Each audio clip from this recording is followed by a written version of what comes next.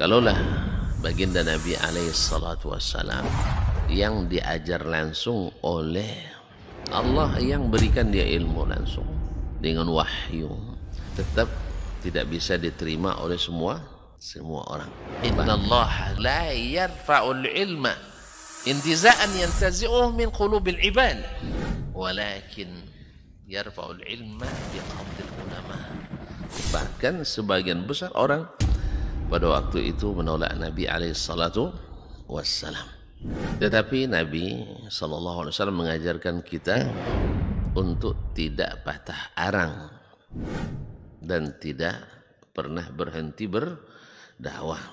Allah tidak mengangkat ilmu dengan mencabutnya dari hati-hati manusia, tidak. Tetapi dengan mewafatkan para ulama. Mana yang lebih afdal, ahli ibadah atau ahlul ilmi? Dari semua sisi ahlul ilmi lebih afdal daripada ahli ibadah. Sampai tidak tinggal satu orang pun ulama. Ittakhadhan nasu ru'usan juhalan. Ketika tidak seorang alim pun yang tinggal, akhirnya orang-orang mengambil para pemuka-pemuka yang jahil.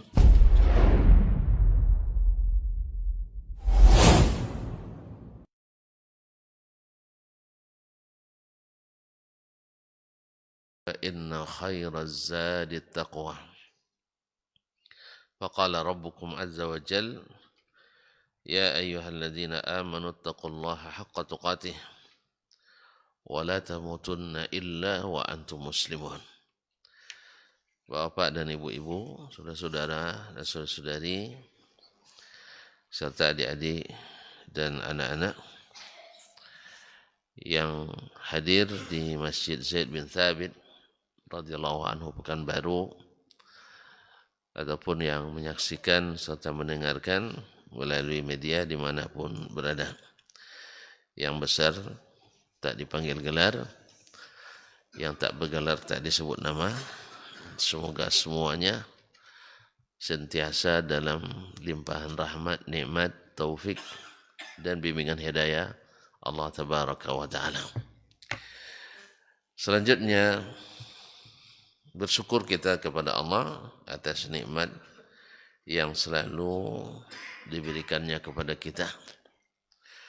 Alhamdulillah, subuh ini Allah beri kita nikmat sehat, kemudian nikmat sempat, kemudian nikmat niat untuk selalu dekat dengan Allah tabaraka wa ta'ala.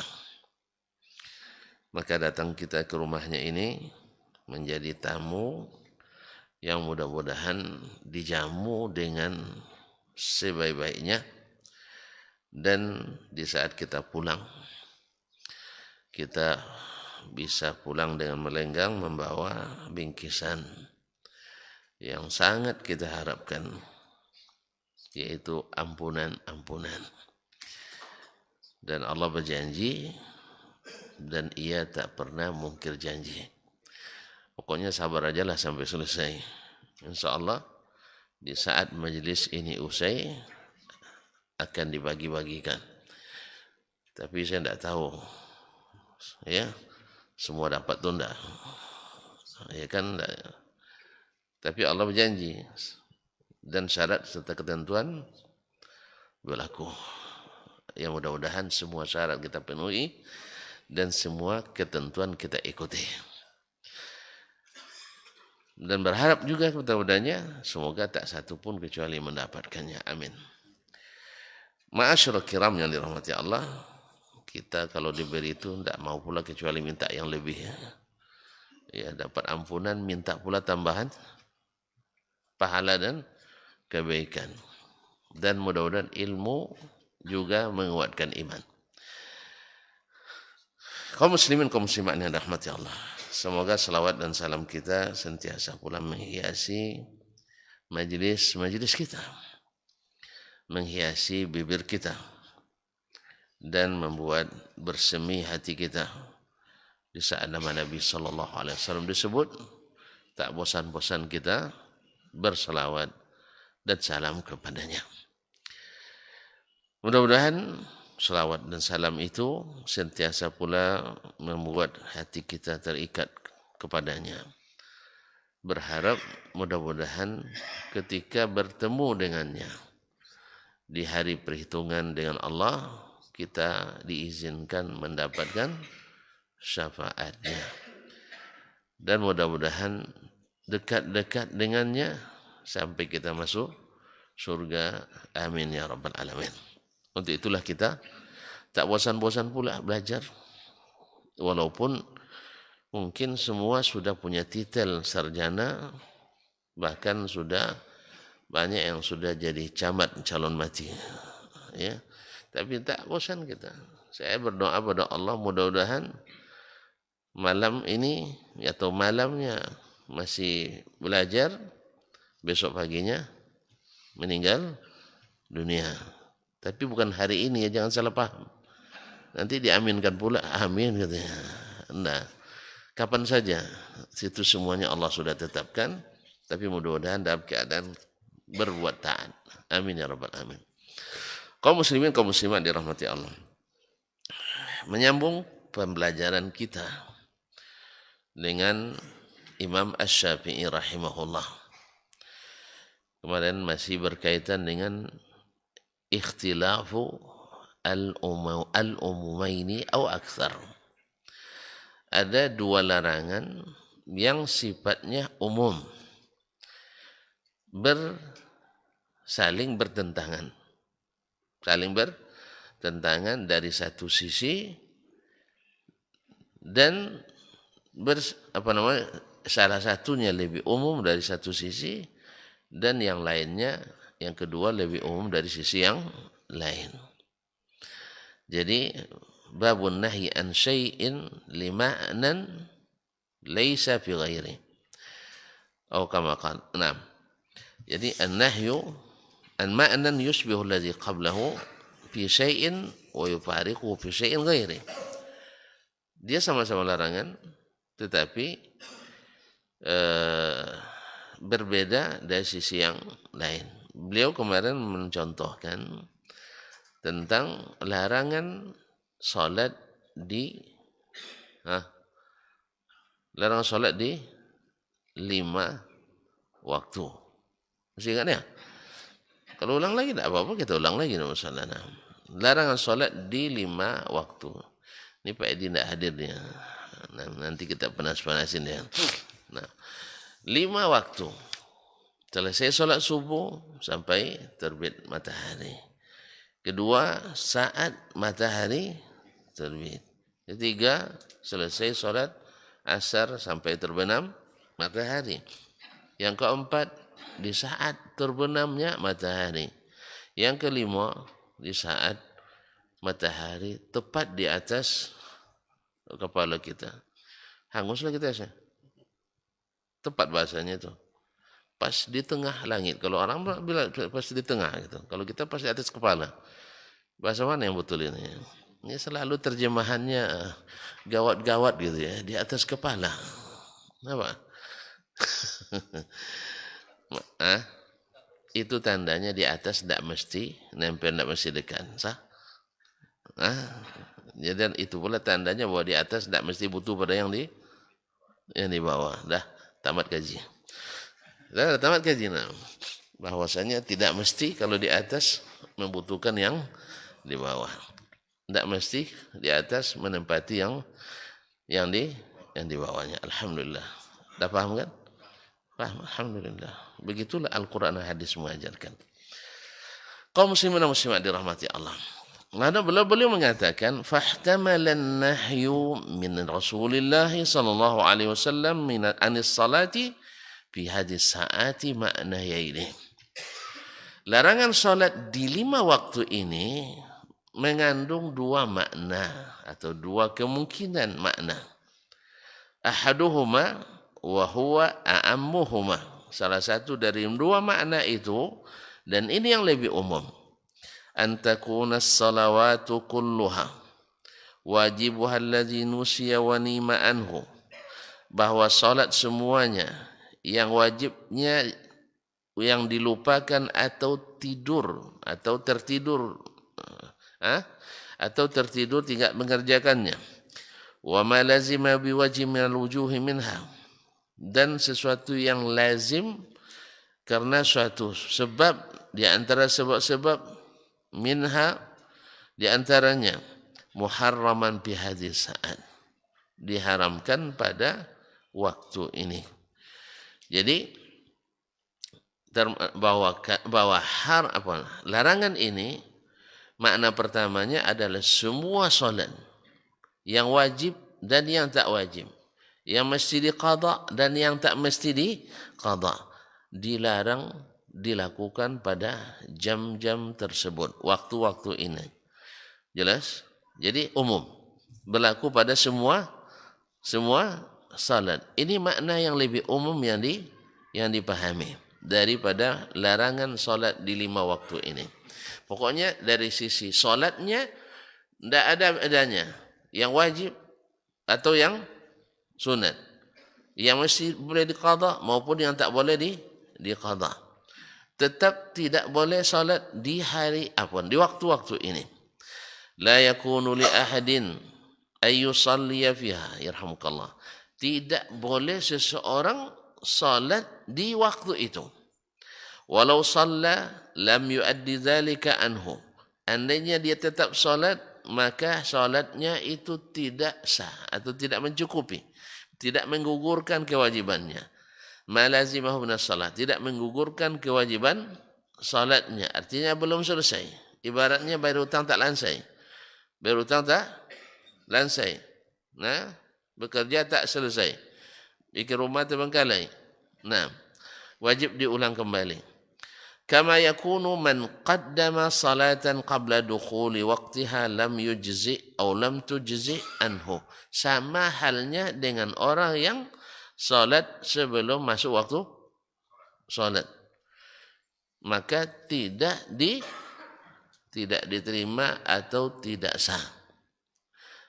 Jadi kalau sempat misalnya antum salat zuhur 2 menit menjelang waktu zuhur masuk, karena muazzinnya azan cepat dan azan pendek. Hanya karena ada azannya lebih pendek pula daripada qamatnya. Allahu akbar, Allahu akbar, Allahu akbar, Allahu akbar. Kan ada asyhadu an la ilaha illallah, asyhadu an la ilaha illallah. Ini kadang orang baru sepertiga di masjid lain dia sudah selesai azan. Nah, orang lain yang mendengarkan di luar setelah azan kan boleh sholat, lalu dia tunaikan sholat di rumahnya. Ternyata jam digitalnya bergerak 5 menit lebih maju. Berarti sah solat atau tidak? Tidak. Makanya muazzin mu'taman. Muazzin mu'taman. Jangan azan. Asal azan. Tak boleh. Sebelum masuk waktu, tak boleh masuk waktu. Sebelum masuk waktu, tak boleh azan. Kalau azan juga, ada orang yang berbuka, maka batal puasanya, dia menanggung dosanya. Kalau tadi dia sengaja. Atau ada orang yang solat sebelum waktunya masuk, lalu orang solat karena azannya, dia tak sah solatnya, dia muazzin menanggung dosa. Jadi posisi muazzin itu bukan posisi biasa, posisi luar biasa. Itu muazzin itu mulia, bukan seperti kita dianggap sebagai apa aja muazzinnya, ya kan? Muazzin itu luar biasa kaum muslimin dan muslimat dirahmati Allah SWT. Orang yang kita percayai untuk mensahkan puasa kita, mensahkan solat kita. Sah? Naam. Apa lagi mensahkan apa lagi? Mensahkan Jumat kita. Makanya khatib juga diminta. Khatib. Ya, karena sering terjadi jam-jam yang digital itu banyak yang yang bergeser dari waktu aslinya. Mungkin karena sering mati listrik. Lucu pula, harusnya mati listrik lambat dia. Tapi jam digital mati listrik tambah cepat. Saya sudah amati di berbagai tempat, bukan hanya di daerah Riau saja. Kemana saya pergi mata saya agak nakal sedikit nengok jam ya. Ya, selalu saya tengok digitalnya. Sebab karena mungkin pengalaman yang kurang bagus juga dengan masalah jam itu. Ya, di suatu tempat dulu sering maju 5 menit, ketika di setel pengurusnya marah. Kenapa di setel? Akhirnya awalnya bisa dijangkau dengan tangga, ini harus dengan 2 tangga baru bisa dijangkau, naikkan ke atas. Supaya apa? Supaya dengan setel jamnya. Padahal kadang maju sampai 5 menit. Ya, sampai 5 menit. Jadi oleh itu kaum muslimin dan muslimat saya lihat terus rata-rata maju. Maka kalau saya khutbah di suatu tempat, walaupun kata pengurusnya dan jam digitalnya sudah masuk, saya harus cocokkan dengan berbagai aplikasi dulu. Ya, sebab terlambat 2 menit, bahkan terlambat 10 menit lebih baik daripada tercepat 10 detik. Paham kan? Terlambat 10 menit masih sah salat Jumatnya. Sah? Setengah jam pun lambat sah Jumatnya. Tapi kalau tercepat naik mimbar sebelum waktu masuk, walaupun hanya 10 detik, itu bisa fatal akibatnya. Nah, bisa membatalkan Jumatnya karena memulai di saat belum masuk waktunya. Maka berhati-hati muazzin secara khusus dan imam juga memperhatikan hal tersebut. Wallahu musta'an. Jadi kembali ke sini kaum muslimin dan muslimat dirahmati Allah, bahwa salat di jam-jam ini makna pertama yang disebutkan oleh beliau, bahwa salat apapun yang terlupa atau orang tertidur kemudian mesti boleh diqadha atau tidak boleh qadha, atau dia diwajibkan karena sebab tertentu atau tanpa sebab, maka semua itu tidak dibolehkan dikerjakan di waktu yang 5 ini. Ini makna yang lebih umum. Nah, beliau menyebut kalimat lebih umum supaya kita paham bahwasanya ketika bertentangan 2 kalimat atau 2 dalil umum, maka biasanya dicari mana yang lebih umum. Mana yang lebih umum dan itu yang cepat atau lebih diumumkan. Nah, ma'asyarul kiram dirahmati Allah, wahtamala an yakuna arada bihi ba'd as-salati duna ba'd. Kemungkinan kedua, maksud dari larangan itu adalah sebagian salat, tidak termasuk yang lain. Artinya ada salat yang dikecualikan. Dan pengecualian itu tidak bisa kecuali dengan dalil. Seperti akan dijelaskan oleh Imam Asy-Syafi'i rahimahullahu ta'ala. Naam. Fawajadna as-salata tatafarraqu biwajhaini. Kalau kita amati, kata beliau, kata Imam Asy-Syafi'i, kita dapatkan salat itu tatafarraqu, berbeda atau berpisah, biwajhaini, dengan dua wajah, dengan 2 jalan. Ahaduhuma ma wajaba minha falam yakun li muslimin tarkuhu fi waqti, yaitu salat yang wajib, yang tak boleh seorang muslim meninggalkannya pada waktunya. Tak boleh meninggalkannya pada waktunya. Apa contohnya? Ya, salat 5 waktu ini. Salat 5 waktu. Itu tak boleh ditinggalkan pada waktunya. Kalau lewat waktunya berdosa besar. Fawailul lil musallin alladzina hum an salatihim sahun. Naam. Walau tarakahu kana alaihi qadahu. Kalau dia tinggalkan, maka wajib baginya mengqadahnya. Ini yang pertama. Wal akharu ma taqarraba ila Allah bitanaffuli fihi. Yaitu salat yang dengannya bertaqarrub kepada Allah bitanafful dengan tambahan, maksudnya dengan salat sunat maksudnya, yaitu salat sunat yang dengannya bertaqarrub kepada Allah tabaraka wa taala. Wa qad kana lil mutanaffili tarkuhu bila qada lahu alaihi. Naam. Dan bagi orang yang melakukannya tidak wajib mengqadanya bila meninggalkannya. Artinya boleh dia meninggalkannya dan tidak wajib mengqadanya. Jadi ada salat sunat dan ini boleh ditinggalkan.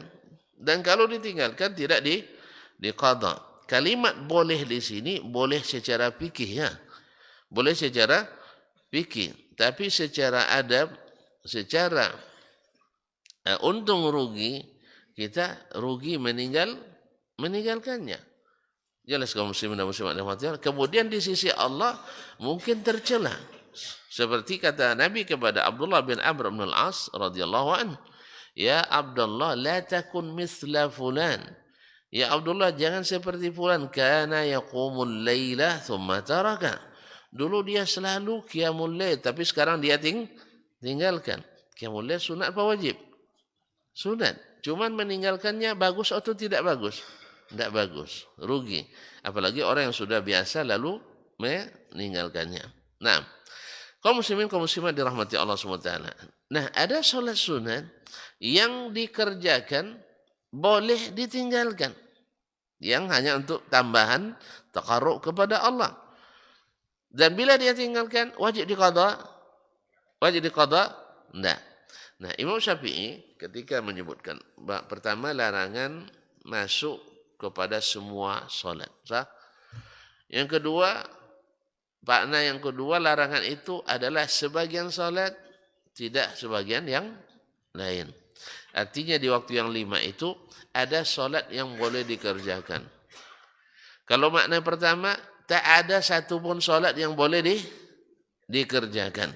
Dan itu yang makna yang lebih umum di bab ini. Karena tidak ada takhsisnya yang disebutkan sebelumnya. Kaum muslimin kaum muslimat dirahmati Allah. Lalu diamati lagi, solat itu ternyata berbeda dengan dua jalan. Salah satunya solat yang wajib, tak boleh ditinggalkan pada waktunya. Artinya tak boleh dilambatkan. Sekarang kan solat subuh ini malaslah, malah terlambat tidur malam tadi kan. Akhirnya solat subuh itu subuh hari ini kita jamak besok subuh. Besok subuh. Mana tahu subuh tadi, malam tadi terlambat tidur, banyak tugas. Maklum lihat akhir tahun kan kejar tayang. Akhir tahun kan? Tidak paham, tidak paham. Kalau orang-orang apa namanya orang kantor kan paham dia itu. Nah, kalau kita kan orang masjidan, jadi kurang paham lah kita. Nah, jadi ada kadang kejar tayang. Kan ada proyek Desember kan banyak kan. Macam tak paham aja tuan-tuan. Nah, jadi ada yang mesti diselesaikan di tahun anggaran ini juga. Ya, dengan apa istilahnya toleransi sampai akhir bulan, sampai tanggal 25 laporan harus sudah masuk. Mungkin sering tidur lambat malam. Lembur setiap malam. Kalau gitu subuh tidak hadir ke masjid, insyaallah subuh besok saya qada, boleh? Tidak boleh. Nah, tidak boleh kalau dengan sengaja. Tapi kalau sempat tertidur, tidak ada yang bangunkan. Bukan dipasang jangan dibangunkan, bukan. Ya, tak ada yang bangunkan. Alarm dipasang 5, satu pun tak terdengar. Orang di rumah tak ada, tinggal sendiri. Perut lapar pun tak terasa. Tiba-tiba dah jam 11.30 terbangun. Astagfirullah, belum solat? Belum solat? Solat subuh. Apalagi solat witir. Nah, akhirnya apa yang dilakukan? Maka dia solat pada waktu itu. Nah, atau terbangun pas matahari di tengah. Atau di atas kepala. Solat apa tidak? Solat dia. Karena ada dalil khusus yang mengatakan itu. Nanti akan disebutkan. Wajadna al-wajiba. Nah, kemudian ada pula yang sunat bila ditinggalkan tidak mesti diqadha. Tidak mesti diqadha. Wa wajadna al-wajiba alaihi minha yufariqu at-tatawwu'a fi safar. Idza kana al-mar'u rakiban. Dan kita dapatkan yang wajib, salat yang wajib di antaranya yufariqu at-tatawwu'a fi safar. Berbeda pula dengan salat tatawwu' ketika musafir. Sah? Yang wajib dengan salat sunat waktu musafir berbeda tidak mengerjakannya? Tidak tahu, kita dengarkan. Idza kana rakiban. Ketika orang musafir itu menggunakan kendaraan. Fa yusallil maktubata bil ardi. Dia tunaikan salat wajib di atas tanah. Artinya turun dari kendaraannya. La yujzuhu ghairuha. Tidak sah kecuali mesti turun. Kecuali mesti turun. Jangan didebat saya dulu. Lalu kalau pesawat kapan turunnya Ustaz? Nah, kan itu kan. Atau naik kapal kapan turunnya? Ya, ini tonton mama enggak telajari hanya itu kan. Nah, ini kan beliau bicara tentang sesuatu yang kan dia bilang fil ardi. Berarti kendaraan apa? Kendaraan darat. Kan jelas bahasa Imam Syafi'i itu. Tidak dia bilang fil jawi wala fil bahri. Jadi sebenarnya kata-kata yang digunakan oleh beliau sudah jelas. Fayusallil maktubata fil ardi. Jelas? Dia tunaikan salat wajib di atas tanah. Sebab dia kendaraannya berjalan di atas tanah. Bila kendaraannya berjalan di atas air, maka dia salat di atas kendaraannya. Jangan di atas air. Ini dah mulai nak jadi wali nampaknya. Ini ada yang berlatihan salat di atas air. Kemudian atau latihan salat di atas pohon. Ya, apa nak salat masjid? Saya sedang latihan jadi wali. Salat di atas pohon. Kalau di atas air tak apa-apalah, cuma tenggelam aja kan. Kalau pas salat di atas pohon jatuh, kupak badan. Nah, jadi kadang-kadang macam-macam kerja orang ni. Jadi nak bikin yang aneh. Jadi bahasa beliau bayusallil maktubata bil ardi. Dia salat wajib di atas tanah. Artinya turun dari kendaraannya. Dengan makna bila kendaraan yang kita tumpangi dibolehkan atau bisa kita turun, maka wajib hukumnya turun. Andainya nanti masih tak tahu kita di depannya ada terminal pesawat udara, rest areanya ada. Mana tahu kan? Kan antum kan teknologi itu kan berkembang terus. Ada nanti teknologi yang membuat pesawat bisa mampir di waktu salat di udara. Mana tahu? Saya tidak tahu sekarang. Ada yang bisa? Stasiun luar angkasa. Tapi antum tidak bisa salat pula pakai. Nah, enggak, ini nanti ada rest areanya dikondisikan seperti di atas bumi gitu, di atas bumi. Jadi masih ada gaya gravitasinya walaupun bersifat sifatnya rekayasa. Paham tak? Jadi masuk ke situ memang enggak bisa sembarangan. Kalau sempat keluar lari dia naik ke atas nanti diterbangkan karena tidak ada gaya gravitasi. Mana tahu kalau sempat keadaan sudah seperti itu, maka wajib untuk turun dari pesawat. Ya, mana tahu perjalanan dari Jakarta Los Angeles kan lumayan 20 jam kan. Jadi kan mungkin menjamak 4 salat. Makanya kita singgah di rest area Timur Tengah. Misalnya. Rest area, tapi rest areanya enggak 1 kali 30 km enggak.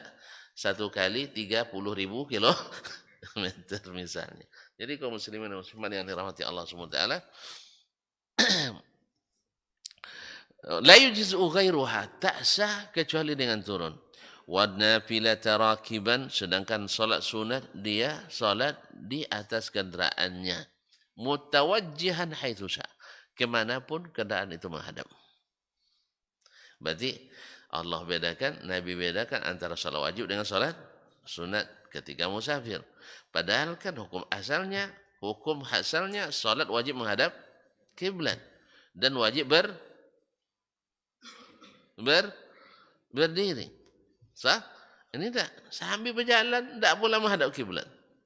Ya, kalau kita tidak tahu dalilnya, sempat melihat ini pasti main-main kita bilang. Dulu ketika belum kita mengaji begini, sah? Tidak tahu kita. Tiba-tiba orang sopir tuh gini dia, Allahu Akbar. Lagi lo sopir. Ya salat dia menghadap ke mana? Kalau menghadap ke rahul, oke lah ke barat kan, ke kiblat kan. Kalau pas menghadap ke rahil, membelakangi kiblatnya. Kalau kita tidak tahu, oh ternyata imamnya salat sunat. Sambil salat begini-begini pula. Kita tahu bahwa bergerak tidak boleh, tidak boleh banyak dalam salat. Ini nyetir. Kadang main klakson pula. Allah Ustaz. Boleh tak main klakson waktu salat? Hah? Tak boleh. Di masjid iya. Tapi kalau antum sedang nyetir. Hah? Boleh kan? Isyarat nih kan. Makanya salat wajib tak boleh di waktu mengendara. Jelas ya? Jelas ya? Makanya nanti salat jangan merem-merem. Kalau tidak nampak jalan. Nah, jadi kaum muslimin dan muslimat dirahmati Allah SWT. Jadi ada perbedaan antara salat wajib dengan salat sunat. Nah, wa mufarraqani fil hadari was safar. Kemudian berbeda juga salat wajib dan salat sunat ketika dalam keadaan hadir dan dalam keadaan musafir. Dalam keadaan sedang mukim dan dalam keadaan sedang musafir. Wala yakunu liman ataqal qiyama ay yusalli wajiban min as-salati qa'idan. Tak boleh seorang yang sanggup berdiri salat wajib dalam keadaan duduk. Tak boleh orang yang sanggup berdiri salat wajib dalam keadaan duduk. Wa yakunu zalika lahu fi nafilah. Padahal salat sunat boleh duduk, tapi pahalanya dikurangi. Separuh ya. Seterusnya. Ada dalilnya? Harus tanya dalil, apa dalil? Nah, salatul qa'id binisbi salati al-qa'im. Baik, falamma ihtamala al-ma'nayaini, nah tatkala kedua makna itu ada kemungkinan, wajib ala ahli ilmi alla yahmiluha ala khassin duna amin illa bidalalah. Tak boleh bagi ulama menjadikannya makna khusus dan keluar dari umum kecuali dengan dalil. Ini sebanyak-banyaklah ulama kita menjadikan dalil umum untuk amalan khusus tanpa dalalah, tanpa dalil.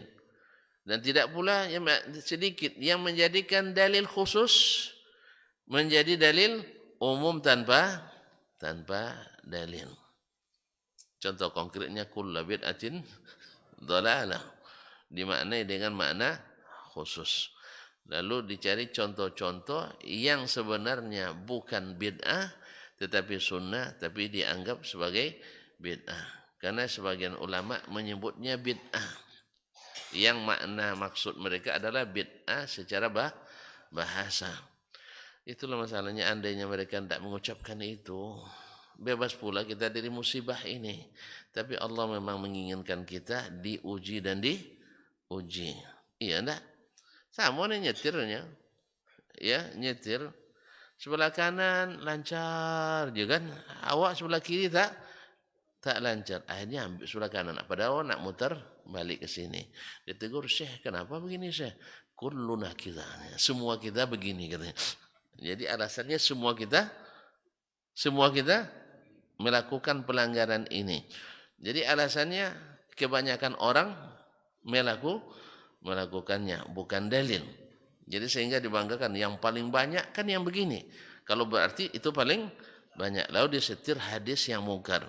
Alaikum bisawadil a'zam. Ikutlah kelompok yang terbesar. Nah, hadisnya hadisnya hadisnya hadis mungkar. Nah, sebut hadis mungkar. Asal tidak sesuai dengan dia, dibilangnya hadis mungkar. Kalau sesuai dibilang sahih. Memang orang iza sa'a fi'lul mar'i sa'at zununuhu. Kalau dia selalu mengerjakan itu, orang lain yang dituduhnya. Ramatni bida'iha wan sallat. Ramatni bida'iha wan sallat. Ya, katanya keras. Ternyata yang keras, yang menyebut keras itu. Katanya kejam yang menyebutkan yang kejam itu. Allah musta'an. Ala kulli hal. Kaum muslimin dan muslimat dirahmati Allah Subhanahu wa taala, tidak boleh menjadikannya la yahmiluha ala khasin, tidak boleh menjadikan dalil itu sebagai amalan khusus atau digunakan untuk sesuatu yang khusus, duna keluar dari umum, illa bidalalah, kecuali dengan dalil min sunnati Rasulillah sallallahu. Dalilnya apa? Ingat, dalilnya lihat. Min sunnati Rasulillah sallallahu, dari sunnah Rasulullah sallallahu alaihi wasallam, atau ijma'i ulama'il muslimin, atau ijma'nya ulama kaum muslimin. Jadi tidak masuk, atau ijtihadnya sebagian ulama.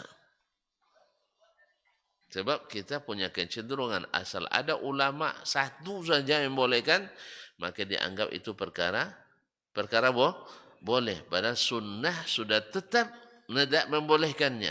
Tapi ada satu. Rupanya setelah diperiksa, dalil yang satu, nisbat satu ke ulama itu tidak pula sahih rupanya riwayat. No. Ya. Ini kan dibuatnya, ini dalil ada dari Umar bin Khattab. Di mana cuy? Ada cila soalnya, awak suruh carinya kan. Dah dapat. Pusing-pusing cari ke sana kemari buku hadis tak ketemu. Ternyata ketemu dalam kitabnya Imam Asyuti, Al-Hawi lil Fatawi. Ya, Al-Hawi lil Fatawi ini sebagian ulama memplesetkannya, tapi jangan diikuti tak. Ya, sebagian ulama memplesetkan, tapi jangan diikuti, nanti antum terpleset. Ya, kalau ulama tak apa-apa. Ya, kalau kita tidak usah ya. Dan nanti ikut-ikut pula antum nanti. Al-Hawi lil Fatawi. Ya, nanti saya takut juga menyebutkan, nanti antum gunakan pula. Tidak usah lah ya, penasaran aja lah. Tidak usah. Nanti biar antum penasaran. Al-Hawi lil Fatawi maknanya adalah kumpulan fatwa lengkap. Ini masanya. Jadi beliau di dalam fatwanya ini, Allah musta'an, ya, saya segan untuk mengatakan, tapi boleh buat ya. Karena ilmu ini amanah. Banyak mutasahil. Banyak fatwanya yang meringan-ringankan. Semalam saya mendengar seseorang mengatakan tentang salah seorang ulama di Timur Tengah yang banyak jadi rujukan di negeri kita. Dia tamat Timur Tengah juga dan belajar di tempat syekh itu berada. Dia bilang itu syekh itu memang ilmunya tinggi, cuman tidak ada satupun yang haram bagi dia. Semuanya bisa dihalalkan. Kayaknya ada ya. Ada juga ulama tukang stempel halal. Ini yang tamat di daerah itu dia mengatakannya. Dia belajar dan tamat pula di sana. Ketika menyebut nama seorang alim, dia alim memang, dikenal. Jadi rujukan banyak, cuma rujukan ahli. Itu masalahnya ahli titik-titik. Ya, isi sendirilah titik-titik. Kan itu kan tahu dari saya ahli titik-titik jadi rujukan. Jadi kata beliau ini komentarnya, si fulan itu syekh itu memang tinggi ilmunya, kita akui. Cuman memang tukang terkenal itu tukang halalkan semua. Pokoknya walaupun hukum asalnya haram, dia bisa carikan cara untuk menjadikannya halal. Ya. Jadi apapun bisa dia sebut halal nanti walaupun haram. Allah musta'an. Nah, gimana itu? Antum suka kayaknya gitu ya? Enaklah hidup ini, enggak banyak masalah kita. Semuanya halal. Daripada ngaji di sini semua haram, semua bid'ah. Iya, semuanya bid'ah, semuanya haram. Lebih baik semuanya halal, semuanya sunnah. Bid'ah enggak ada. Yang ada cuma kalau bid'ah itu baru seperti bid'ah, kalau subuh 3 rakaat itu baru bid'ah namanya. Kalau yang lain enggak. Ya. Ya kalau demikian tak ada bid'ah satupun. Dan ini kecenderungan beliau. Jadi katanya siapapun apapun hukum pasti bisa dia carikan cara untuk menghalalkannya. Semoga Allah memberi kita hidayah, dan kalau mereka keliru, semoga Allah kembalikan ke jalan yang benar. Kaum muslimin dan muslimat dirahmati Allah SWT. Jadi min sunnati Rasulillah, ada dilalahnya dari sunnah, petunjuk dari sunnah Rasulullah SAW, au ijma'i ulama'il muslimin, atau ijma', bukan pendapat orang per orang. Pendapat orang per orang itu ijtihadnya. Ya, itu ijtihadnya. Contoh, ada dalam hadis sahih Bukhari dan sahih Muslim, Nabi SAW lewat di kuburan yang 2 kuburan yang sedang disiksa. Nabi tahu, kita tidak tahu sah. Taib. Lalu Nabi SAW melakukannya hanya sekali itu, atau 2 kali, seperti dalam riwayat Abu Dawud yang lain. Ada yang mengatakan kisahnya sama, ada yang mengatakan kisahnya dua kali. Ma'asyarul kiram dirahmati Allah SWT.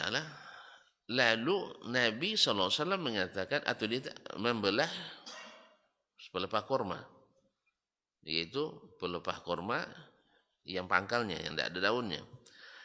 Lalu di sebelah ditaruh di kuburan ini, sebelah ditaruh di kuburan ini. Lalu kata Nabi SAW, la'allahu yukhaffafu anhu al-azab ma lam yaibasa. Mudah-mudahan diringankan azabnya selama ini masih basah. Baik, kita lihat kaum muslimin dan muslimat. Ini disaksikan oleh sahabat. Dan ramai. Mereka dalam perjalanan biasanya ramai. Lalu mereka tidak melaksanakan itu semuanya, kecuali diriwayatkan dari Samurah ibn Jundum radhiyallahu anhu. Dia wasiatkan kepada anaknya bahwa kalau meninggal nanti belahkan pula pelepah kurma di atas kuburan saya. Ya, semoga Allah SWT ringankan azab bagi saya. Nah, yang ini pemahamannya sendiri, ijtihadnya. Sedangkan umumnya sahabat semuanya tidak melakukannya. Tidak melakukannya. Di sini kita paham bahwasanya umumnya sahabat memahami bahwa itu hanya berlaku bagi Nabi SAW. Kemudian sebagian menerjemahkan bahwa yang meringankan azab itu adalah pelepah kormanya. Nah, ini mungkin salah terjemah ini ya, bukan itu yang dimaksud. Kalau sempat itu yang dimaksud, berarti dia sudah keliru besar. Sudah keliru besar. Yang meringankan itu adalah doanya Rasulullah Sallallahu Alaihi Wasallam. Kemudian mengatakan alasan kenapa ditanam itu, karena barang-barang hidup atau benda-benda hidup itu selalu berzikir kepada Allah Subhanahu Wa Taala. Ada ini dikembangkan lagi sehingga banyak pula kuburan dibuat di dekat masjid atau bahkan di dalam masjid supaya selalu berzikir. Nanti lama-lama nanti datang lagi khurafat lain bahwa syekh itu dulu ketika meninggal mandi sendiri. Tidak dimandikan, mandi sendiri. Nanti selesai cerita ini datang lagi cerita lain, nanti wali yang lain dia masuk kubur sendiri. Maaf, pasang kapan sendiri, pakai minyak wangi sendiri. Nanti habis itu, ya karena apa namanya, meningkat lagi kewalian yang lain, nanti masuk kubur sendiri. Nanti gali kubur sendiri. Habis itu nanti naik keluar kubur sendiri. Dan macam-macam khurafat yang dikatakan orang. Nah makanya disitulah perlunya kita memang selalu di majelis ilmu. Bukan majelis dongeng. Atau majelis-majelis, nyado majelis ilmu syaitan takut. Tapi kalau majelis ibadah tanpa ilmu syaitan suka. Ya, sebab apapun khurafat masuk di situ. Tapi kalau majelis ilmu enggak. Masih ilmu enggak. Sehingga tertuduhlah kita ini tidak percaya pada karamatul awliya. Keramatnya para wali. Habis itu tertuduh pula mereka tu tidak ada ulama jadi wali dah. Sebab amalannya bid'ah semua. Ya. Jadi yang tak terima bid'ah amalannya semuanya bid'ah. Sedangkan yang suka bid'ah amalannya sunnah semua. Begitulah. Jadi kaum muslimin dan muslimat dirahmati Allah, amalan mereka kan tertolak sebab ahli bid'ah. Kalau kami yang suka bid'ah, amalan kami semuanya diterima karena semuanya sunnah. Jadi yang suka bid'ah, amalannya sunnah semua.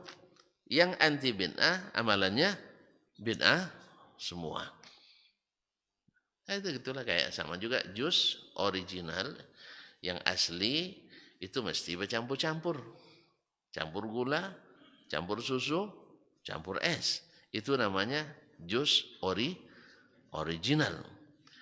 Lah, tapi kalau yang murni misalnya tak pakai gula, tak pakai susu, tak pakai ais, itu dianggap jus campur.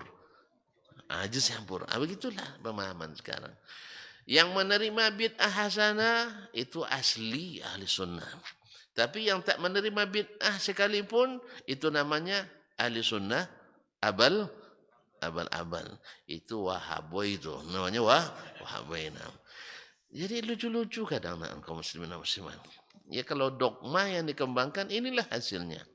Ya dogma, doktrin, begini hasilnya. Apalagi fitnah. Jadi kalau kita tidak ahli sunnah menurut kita, siapapun yang menghidupkan sunnah itu ahlu sunnah. Siapapun yang menghidupkan bid'ah berarti ahli bid'ah. Jelas, tidak ada neko-neko sana kemarinya. Sehingga imam kita jelas. Ini kan ditanya atau digugat imam itu siapa sih? Orang Wahabi itu katanya bingung, tidak ada imamnya. Tidak ada imamnya. Kalau kami imam kami, ya kalau orang Maroko Abdul Hasan Asyazili misalnya kan, orang Syam atau Maroko juga ya Al-Qadiri, Abdul Qadir Jilani kan. Kalau yang orang India An-Naqsyabandi dan termasuk menyebar surat ke sana. Tapi kalau Allah Wahabi tidak ada imamnya. Akhirnya mereka angkat sendiri. Mereka angkat sendiri imam kita Muhammad bin Abdul Wahab atau Ibnu Taimiyah. Tidak sampai ke Rasulullah SAW. Masya Allah. Kaliannya mantap. Tidak sampai ke Rasulullah. Kalau guru kami sampai ke Rasulullah. Sudah tuh tengok sana. San banyak kezabin dalamnya. Banyak para dusta. Allah musta'an. Kaum muslimin dan muslimat dirahmati Allah SWT. Jadi mesti ijma'. Karena tidak mungkin sunnah dikhususkan dengan ijtihad pribadi. Atau ijtihad sebagian. Dan ditolak oleh sebagian yang lain. Apalagi sudah ijma' mereka menolaknya. Ma'asyarul kiram dirahmati Allah SWT. Allazina la yumkinu ayyujmi'u ala khilafi sunnatin lahu. Yang tak mungkin mereka berijma' sepakat menyalahi sunnah. Maka kaum muslimin dan muslimat ketika menyikapi masalah ini, ulama mengatakan itu adalah termasuk kekeliruan Samurah bin Jundub. Bukan termasuk ijtihad yang dibolehkan. Karena apa? Sahabat tak satu pun memahami. Kemudian Nabi SAW tak pernah melakukannya kecuali dalam kondisi itu saja. Maka berlaku khusus tidak boleh dijadikan sebagai amalia umum. Tapi kalau menghormati ini tak mungkin lahir bid'ah. Tapi ahli bid'ah mau menghormati kaidah ilmu. Hadis saja dilanggar, ayat saja ditakwil, apalagi perkataan ulama. Nasallallahu alaihi wasallam. Oleh sebab itu semoga Allah jauhkan dari hati kita mencintai lawan-lawan sunnah. Ya, jauhkan dari kita mencintai lawan-lawan sunnah. Karena berawalnya kan dari cinta tadi. Ya, berawal dari suka. Setelah suka jadi, akhirnya jadi suka jadi. Ya, suka jadi. Nah, karena suka akhirnya jadi. Maka oleh jangan sampai menyukai kecuali yang diajarkan Nabi Shallallahu Alaihi Wasallam. Nah, kecuali yang diajarkan Nabi Shallallahu Alaihi Wasallam. Ajaran Nabi jelas dalam perkataannya, atau dalam perbuatannya, atau dalam persetujuannya. Nah, maka jangan dikiaskan ke yang lain. Ini masalahnya, masalah khilaf ulama ibadah dikiaskan atau tidak. Akhirnya ada lagi khilaf di situ. Yang hukum asalnya tidak boleh dikiaskan, tapi kan ada ulama yang membolehkan dikiaskan. Antum karena tidak belajarnya kurang rekreasi, kurang rekreasi, kurang piknik. Jadi jangan sembarangan. Ya, awan tidak sembarangan loh sih. Bahwa mengatakan ini setelah kita belajari semua hadis Nabi yang berkenaan dengan masalah itu, lalu tak jumpa. Bukan tak jumpa perkataan ulama, tapi perkataan ulama ini tidak bisa kita jadikan untuk menghadapi hadis Nabi Sallallahu Alaihi Wasallam. Dah jelas dalam hadis tak ada. Lalu ada ulama yang buat katakan ada. Mana dalilnya? Oh enggak. Kalau semua dalil Quran hadis hancur agama ini katanya. Subhanallah. Jadi kalau semua Quran hadis saja hancur agama katanya. Lalu Nabi dahulu membangun agama ini dengan apa? Tuan-tuan, bukan. Dulu Nabi bangun agama ini dengan apa? Quran hadis hancur. Justru setelah kita memasukkan bahan sintetis, bahan KW, baru agama ini hancur. Antum tahu sendiri, jatuhnya umat Islam dikuasai oleh musuh-musuhnya setelah kita campurkan ilmu Nabi dengan ilmu Nabi dengan ilmu. Antum nuduh ilmu kalam pula aja. Jangan sembarang nuduh ilmu lain, bilang gitu. Biar bisa lebih elegan sedikit. Ini bilang ilmu kalam. Nanti marah dosen kalau sama antum. Nah, bilang ilmu selain ilmu Nabi. Kan gitu ya. Jadi kita campurkan sunnah dengan selain sunnah. Jangan bilang bid'ah. Soalnya orang takut dibilang bid'ah. Karena dia suka bid'ah. Kalau tidak suka, masa antum bela-belain? Kalau antum tidak suka, masa belain? Kalau suka, berarti ahlinya. Kalau tidak suka, berarti bukan ahlinya. Antum suka bid'ah? Berarti antum ahli sunnah. Yang suka bid'ah? Ahli sunnah asli. Yang suka bid'ah ahli sunnah asli. Nah, yang tak suka bid'ah ahli sunnah KW. Taib ikhwan, ini belum selesai juga jadinya. Ini banyak ilmunya Imam Syafi'i, itu masalahnya. Nah, ya, sedikit dia bercakap, terpaksa banyak kita bercakap. Sedikit dia bercakap, terpaksa banyak kita bercakap. Kalau muridnya beliau dulu sebentar baca selesai, aman. Kita terpaksa tambah-tambah contoh, tambah-tambah aplikasi. Karena di zaman ini kalau tidak dibuat contoh, tidak paham kita. Ya sih? Atau kita coba dulu alinea selanjutnya tanpa dibikin contoh, tanpa dijelaskan. Kita coba cepat selesainya. Allah musta'an. Makanya dulu diwanti-wanti oleh syekh-syekh saya, kenapa risalah pula yang antum baca? Saya bilang, kalau tidak saya yang baca, siapa yang baca? Syekh kan tidak pernah baca kan? Sah? Itu kan dia bilang, ini bahasanya tinggi katanya. Bahasanya tinggi, nanti salah-salah menjelaskannya. Ya, lalu saya bilang, nanti kalau bahasa kita rendahkan aja. Sah? Kalau salah nanti tolong syekh yang perbaiki. Sah? Selesai masalah. Saya siap diperbaiki. Ada yang mau perbaiki silakan. Nah, Tidak masalah. Kita siap diperbaiki. Nah, yang kedua, lebih tinggi Al-Quran daripada Risalah. Kenapa Syekh tadi larang orang baca kitab tafsir di depan orang umum? Kalau alasannya bahasanya lebih tinggi. Kalau alasannya takut tersalah, mana lebih parah? Salah menafsirkan Al-Quran daripada salah menafsirkan kata Imam Syafi'i. Salah menafsirkan Al-Quran. Ini kadang orang yang baca Qurannya aja tidak jelas, bawa Quran satu menjadi ahli tafsir pula dia. Kan banyak sekarang. Kalau dulu orang belajar nak jadi ahli tafsir tuh hafal dulu 30 juz. Sekarang banyak masuk jurusan tafsir, juz 30 tak selesai. Kalau bukan karena kewajiban setor, ya kewajiban setoran mungkin tamat, sudah sarjana tafsir, tapi tak juz 30 dah sudah apa. Habis itu mengkritisi pula. Kritik judulnya luar biasa, mengkritisi tafsir Imam At-Tabari. Masya Allah, besar. Sampai pula pernyataan, ternyata ahli tafsir tak satu pun yang selesai menafsirkan Al-Quran. Ayalah cuma. Ya, saya kalau sudah ada yang bilang seperti itu, saya tutup aja lah telinga daripada bikin marah dia kan. Ya nanti kan kita bilang lah apa tafsir selesai itu ya. Kan kita bilang ada berapa kitab tafsir yang selesai dibaca dengan guru, bukan baca sendiri. Baca sendiri saya tak paham, pasti ngantuk-ngantuk. Yang dibaca dengan guru. Atau tidak ada. Yang sampai selesai itu tidak ada. Nah,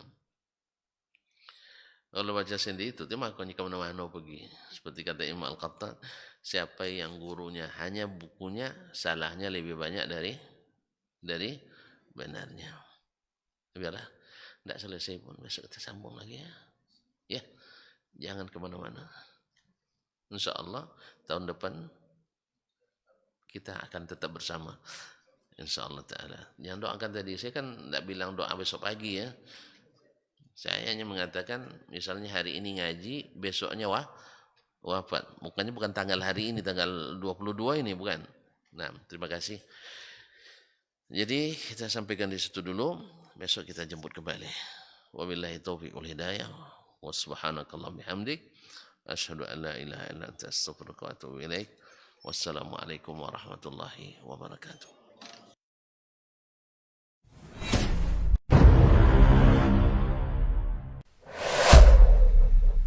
Dunia dan seisinya ini bagi Allah tak sama nilainya dengan sebelah sayap lalat.